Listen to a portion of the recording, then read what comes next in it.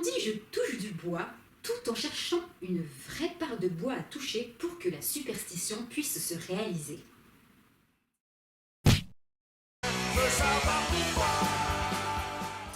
C'est quand on espère que quelque chose se passe comme on le souhaite que l'on fait jouer le destin en notre faveur par cet attouchement avec le bois. Maintenant, pourquoi toucher du bois, où on aurait plus de chances de tomber sur une écharde qu'un lingot d'or? On va très vite savoir pourquoi.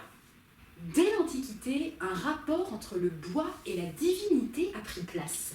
Déjà chez les Perses et les Égyptiens, le masdéisme était une religion pratiquée dans laquelle le fait de toucher du bois nous plaçait sous la protection d'Atar, dieu du feu.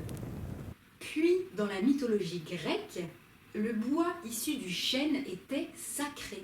De par sa carrure souvent plus massive que les autres arbres, il attirait particulièrement la foudre, envoyée par les éclairs de Zeus, le dieu des dieux.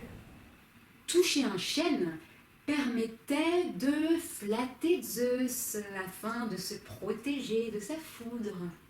Enfin, au Moyen-Âge, les chrétiens associent le bois à la croix sur laquelle Jésus s'est sacrifié. Le bois est devenu une façon de demander à Dieu d'exaucer leurs prières. En résumé, le bois serait protecteur du danger et la malveillance, à condition qu'on le touche réellement.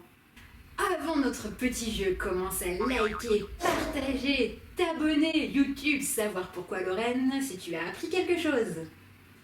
Et maintenant, notre petit jeu. De quel type de bois s'agit-il dans ce reportage?